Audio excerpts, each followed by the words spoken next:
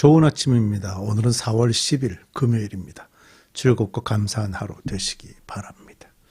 오늘은 창세기 23장입니다. 오늘 말씀은요, 현대인의 입장에서는 그저 평범한 모습으로 땅을 팔고 사는 과정이 기록된 것으로 보입니다. 현대와 그렇게 다르지도 않고요. 그러나 이 과정이 언제 있었던 일인가 하면요, 지금부터 약 3,500여 년 전이라는 것을 전제로 해서 상상해 본다면 이 과정이 얼마나 현대적인지 알 수 없습니다. 지금부터 3,500여 년 전 이스라엘 남쪽부터 레바논 지역을 포함해서 터키 전체를 다스리던 나라를 이제 그 히타이트 제국이라고 부르거든요. 우리가 학교 다닐 때 배운 그 용어로 설명을 해본다면 우리는 그저 청동기 시대라고 배웠던 그런 시대를 얘기합니다. 그러니까 서쪽 아시아를 다스리던 그 큰 나라를 얘기하는데요. 오늘 본문에 나오는 이 모습이, 이 매매의 과정이 당시의 히타이트 제국의 방법과 매우 비슷하다고 학자들이 판단을 하고 있어요. 그러니까 고대 근동의 상황에 대한 정보가 이제 늘어날수록 창세기가 지어낸 얘기가 아니라 역사적 사실이라는 것이 드러나고 있기 때문에 창세기의 진실성을 의심하는 주장들이 비현실적이라는 걸 알 수가 있게 되죠. 사실 이 창세기에 대한 얘기는 옛날부터 워낙 이제 고대에 대한 얘기니까 많은 학자들이, 심지어 기독교 학자들조차도 이것이 사실이 아니라 지어낸 이야기다라고 얘기했던 일들이 많이 있었습니다. 그러나 이제 그 옛날 얘기가 기록이 됐는데 아주 3,500년 전의 문서들과 비교해 볼 때 비슷한 내용들이 기록이 됐다면 이것은 역사적 사실로밖에 볼 수가 없는 거죠. 자, 이제 오늘 본문의 말씀을 좀 들어가 보도록 하겠습니다. 창세기 23장 1절. 사라는 100년하고도 27해를 더 살았다. 이것이 그가 누린 횟수이다. 그는 가나안 땅 기럇 아르바 곧 헤브론에서 눈을 감았다. 아브라함은 빈소에 들어가서 사라를 생각하면서 곡을 하며 울었다. 자, 이 헤브론이라는 것이 실제적으로 이스라엘의 모든 중심이고요. 다윗이 이곳 출신이죠. 그러니까 이스라엘의 핵심 지역이 헤브론입니다. 사실 믿음의 거장이라고 불리는 아브라함도요, 우리와 같은 인간성을 지니고 우리와 똑같은 사별을 경험하는 면에서 우리와 다를 바 없는 그런 사람이라고 볼 수가 있죠. 사라의 묘지를 구입하느라 씨름하는 동안 그는 얼마나 마음이 아팠을지요. 기쁨과 슬픔을, 소망과 두려움을, 그리고 성공과 실패를, 아니 삶 자체를 함께 나누는 사라가 죽었습니다. 이 아브라함이 지금 얼마나 기쁜 슬픔 가운데 있는지요. 2절에 보니까 사라를 생각하면서 그 빈소에 들어가서 사라를 생각하면서 곡을 하며 울었다라고 기록을 하죠. 아브라함은 이제 아내와 헤어질 준비를 서두르게 됩니다. 3절. 아브라함은 죽은 아내 옆에서 물러나와서 햇사람에게로 가서 말하였다. 나는 여러분 가운데서 나그네로 떠돌이로 살고 있습니다. 죽은 나의 아내를 묻으려고 하는데 무덤으로 쓸 땅을 여러분에게서 좀 살 수 있게 해 주시기를 바랍니다. 아브라함이 자신을 뭐라고 얘기하냐면 나그네로 떠돌이라고 얘기했어요. 그러나 사실은 아브라함은 실제적으로 큰 족장이라고 봐야 되고요.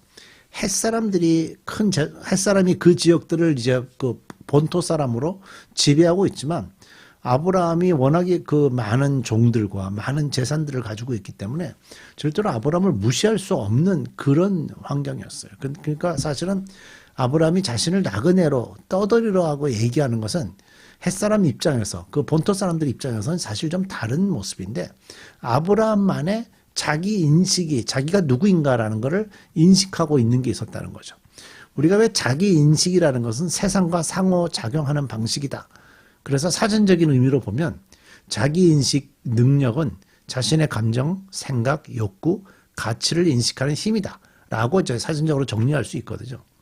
그런데 그 자기 인식이라는 것이 하나님이 나를 만드셨다라는 것과 연관해서 생각을 할 수 있다면 그런 사람들은 다 영원한 삶을 바라보면서 살게 되지만요. 자기 인식에서 내가 하나님과 연관하지 않고 내가 중심이 되는 사고를 가지고 세상을 살아가게 된다면 결과적으로는 그 자기의 삶의 것들이 자기의 눈을 뜨고 있는 그 순간 정도 더 이상 나아갈 수가 없게 되는 거죠. 그러니까 사실은 자기 자신을 객관적으로 보고 판단할 수 있는 능력은요, 자신에게 있는 것이 아니라 인간을 창조하시고 역사를 주관하시는 하나님에게 있습니다. 하나님의 계시에 대한 정확한 이해를 통해서 자기 인식을 정확하게 함으로써 삶을 의미 있게 해야 된다는 거죠. 자, 사라가 127살에 죽었고요. 당시 이삭은 37살이고요. 아브라함은 137살이었습니다. 아브라함이 가나안 땅에서 사라의 매장지 땅을 구입하는 과정은요, 성경 전체에서 미래에 이루어질 하나님의 약속을 현재 맛보게 하는 거죠. 왜 그랬죠? 제가 조금 전에 말씀을 드렸던 것처럼 사실 이 지역이 다윗의 고향이기 때문입니다. 그러니까 결국 하나님께서 약속하셨던 그 약속이 시작이 될 수 있는 근거가 여기서 시작이 되는 겁니다. 아브라함이 얘기합니다. 나는 여러분 가운데서 나그네로 떠돌이로 살고 있습니다. 그러나 히브리서에 보면 아브라함의 모습을 이렇게 기록하고 있거든요. 이들은 모두 믿음으로 살다가 죽었습니다. 아브라함의 가족들을 얘기합니다. 그들은 약속된 것을 받지는 못하였지만 그것을 멀리 바라보고 즐거워하였으며, 멀리 후대에 하나님의 약속하신 대로 그 이루어질 것을 바라보고 즐거워했으며, 땅 위에서는 손과 나그네로, 손님으로 나그네로 있었다는 것을 인정하였습니다. 그러니까 결국 아브라함은 많은 무리를 거느리는 사람이었지만 자기 고향을 떠나서 지금 헤브론 지역에 와서 사는 거죠. 그러면서 자기는 나그네다라고 얘기했지만 하나님께서 약속하신 것이 있어요. 하늘의 별과 같이 땅의 바다의 모래와 같이. 그 믿음이 바탕에 있었다는 거죠. 자, 우리 믿음을 어떻게 해야 되는가 하는 것을 좀 보여주는 거죠. 5절. 해쪽 속 사람들이 아브라함에게 대답하였다. 어른께서는 우리가 하는 말을 들어보시기 바랍니다. 어른은 하나님이 우리 가운데 세우신 지도자입니다. 자, 햇사람들은 아브라함을 어른이라고 부르면서 하나님이 우리 가운데 세우신 지도자라고 표현하죠. 우리의 묘지에서 가장 좋은 것을 골라서 고인을 모시기 바랍니다. 어른께서 고인의 묘지로 쓰시겠다고 하면 우리 가운데서 그것이 자기의 묘자리라고 해서 거절할 사람이 없습니다. 저는 그 햇사람들이 아브라함을 보면서 어른이라고 부르고 하나님이 우리 가운데 세우신 지도자라고 표현을 하는 거 보면요. 아브라함이 그들에게 어떤 모습으로 보였는가 하는 걸 보게 되는 겁니다. 아브라함이 정말 하나님과 함께 살아가고 있었던 사람이었다 하는 것들을 볼 수가 있는 거죠. 자, 7절입니다. 아브라함이 일어나서 그 땅 사람들 곧 헷 사람들에게 큰절을 하고 그들에게 말하였다. 여러분이 내가 나의 아내를 이곳에다 묻을 수 있게 해주시려면 나의 청을 들어주시고 나를 대신해서 소알의 아들 에브론에게 말을 전해주시기 바랍니다. 그가 자기의 밭 머리에 가지고 있는 막벨라 굴을 나에게 팔도록 주선하여 주시기 바랍니다. 값은 넉넉하게 쳐서 드릴 터이니 내가 그 굴을 사서 여러분 앞에서 그것을 우리 묘지로 삼도록 해주시기 바랍니다.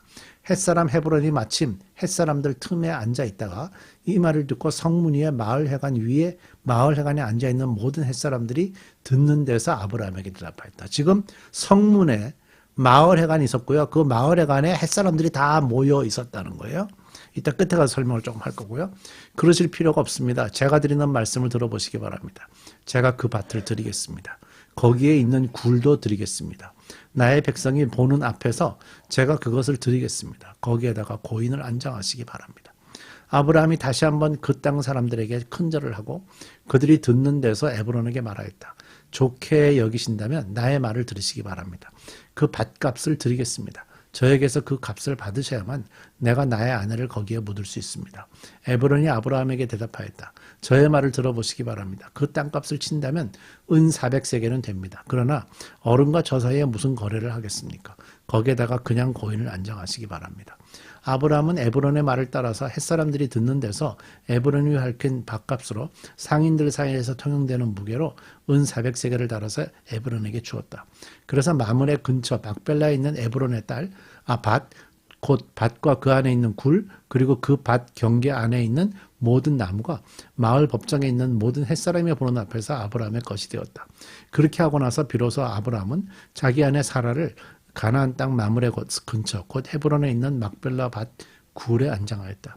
이렇게 하여 햇사람들은 그 밭과 거기에 있는 굴 묘지를 아브라함의 소유로 넘겨주었다. 제가 처음에 이제 그 히타이트 제국의 그 매매하는 것과 굉장히 비슷하다고 말씀을 드렸죠. 지금 여기 확실하게 나와요. 토지 문서에 들어가야 될 특정 장소, 그 다음에 증인들, 그리고 그 형식까지 고도사의 모습이 다 들어가고요.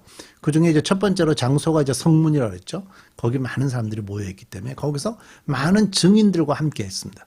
굉장히 개혁에는 증인이 중요하죠. 단두 사람이 아무것도 모르는 곳에 모여서 은밀하게 하면 안 되는 거니까. 그래서 성문이라는 공개된 장소에서 많은 사람들이 있는 증인 앞에서 계약이 됐고요. 17절을 보면 마므레 근처 막벨라에 있는 밭과 그 안에 있는 굴, 그리고 그 밭 경계 안에 있는 모든 나무라는데, 특별히 당시는 그 나무가 있으면 나무를 중심으로 경계선들을 많이 만들었다고 합니다. 그래서 이런 표현이 그 시대 3,500년 전의 계약서의 형태와 거의 동일하다. 그래서 지금 아브라함이 아내를 위해서 묘지를 구입한 것은 만들어낸 이야기가 아니라 역사적 사실로 보는 것이 맞다라는 것을 제가 말씀을 드립니다. 우리 기도하겠습니다. 하나님이 만드신 이 역사, 또 초창기의 인류의 초창기 역사를 어떤 사람들은 왜곡해서 이야기라고 전설이라고 얘기하는 경우들이 있습니다. 하지만 이 모든 것들은 사실이 아닙니다. 창세기의 기록들은 실제적인 역사적인 사실이고, 특별히 그 당시에 문화까지 반영한 그런 진실된 역사적인 사실입니다. 우리가 믿음으로써 이 말씀들을 받게 하시고, 이 말씀이 또 우리의 삶에 또 빛이 되게 하시고, 이 말씀이 우리 삶의 중심이 되도록 하나님 우리를 인도해 주옵소서. 예수님의 이름으로 기도드립니다. 아멘.